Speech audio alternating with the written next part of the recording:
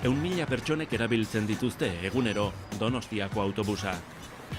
27 autobus lineek lotzen dituzte hiriko auzo ezberdinak, eta zerbitzu guztien puntualtasuna 188koa da.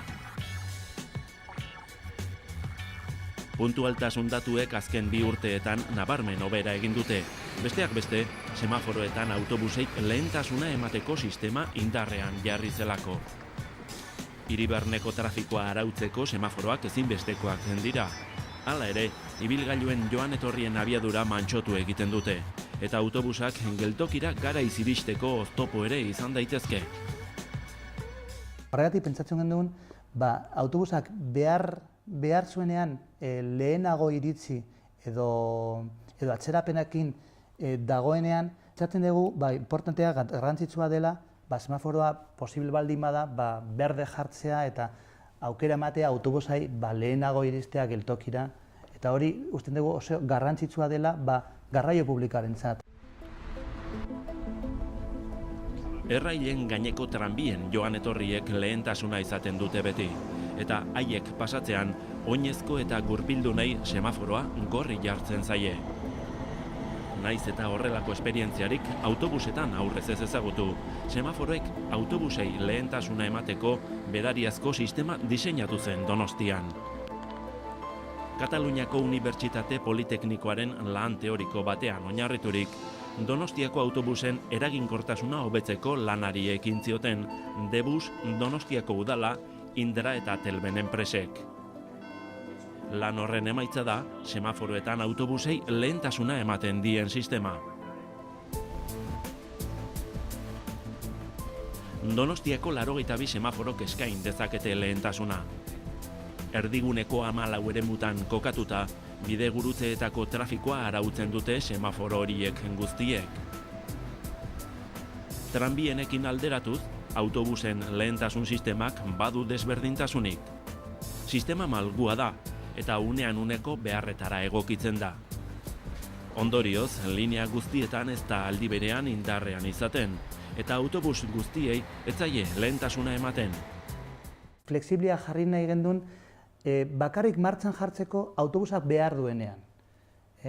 Autobusak behar ez baldin badu eta autobusa bere orduan baldin badi joa, orduan guk pentsatzen dugu ez degula behar prioridade hori edo lehentasun hori martxan jarri behar, eta orduan autobusa beste kotxe bezala eta beste auto bezala semaforo gorrian gelditzen da eta itxo egiten du.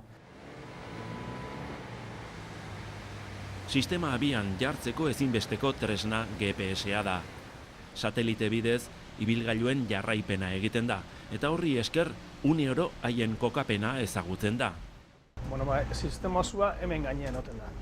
Hemen barruan, GPS-eko sistema eta SAE guk deritzugun bezala, SAE-ko sistema hemen hiltzen da. Sistema hori hemendik bialtzen du satelite batea, eta satelite horrek goian dakagun, zentroan dakagun sistemak hartzen du seinale hori. Autobusen joan etorriak ere, minutuko zehaztasunarekin araututa daude. Ibilgailuan non dagoen jakin ez ezik, non egon behar lukeen ere ezagutzen da. Beraz, aurre ikusitako ordutegiarekiko atzerapena duten autobusek lehentasuna eska dezakete. Autobusek satelitera bidalitako seinalea Debus konpainiaren kontrolgelan jasotzen da, eta handik udaletxeko mugikortasun zentrora bidali. Sistema erabat automatizatuta dago, bai eskaera, bai erantzuna, giza parte hartzerik gabe egiten da. Hori egiten da, 2 edo 3 segundutan informazio guzti hori egiten da, eta inor parte hartu gabe. Linea bakoitzak ezarrituta dazka atzerapen denbora batzuk. Zenbat eta atzerapen handiago eraman, autobus horri edo zerbitzu hori lehentasun semaforikoa lehenago piztuko zaio. Debuseko kontrol gelako ordenagailuetan autobusak kolore ezberdinetako puntutxoen bidez irudikatzen dira. Garaiz doazen autobusen kolorea berdea da. Denboraz larri doazenena horia da. Eta naranja da atzerapenarekin joan eta lehentasuna eskatzen dutenena. Onartutako lehentasun eskaerei erantzun ezberdina eman dakieke. Autobusa pasatu arte berde dagoen semaforoaren berde zikloa segundu batzuetan luza daiteke, edo gorri dagoen semaforoa normalean baino azkarrago berde jarri daiteke. Badaude kale nagusi batzuetan linea bat baino gehiago pasatzen diran zerbitzuak. Orduan, baldin badijo aste 3 autobus berandu, hau da, 3 autobus horiek nahi dutela lehentasuna eskatu semaforoei, sistemak beak ez die inoiz 2 autobus baino gehiagori kasu egiten.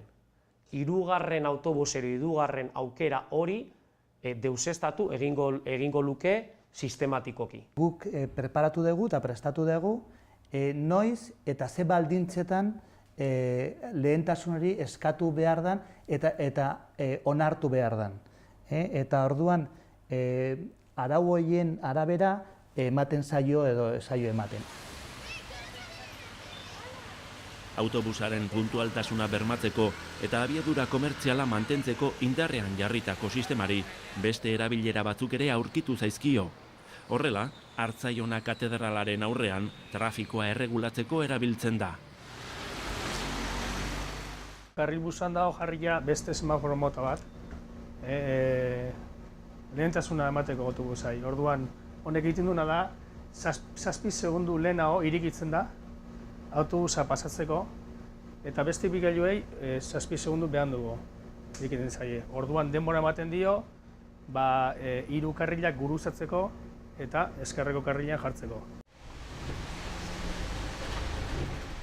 Sistema honen bitartez lortzen dugu beti autobusa lehenago ateatzea kotxeak baino.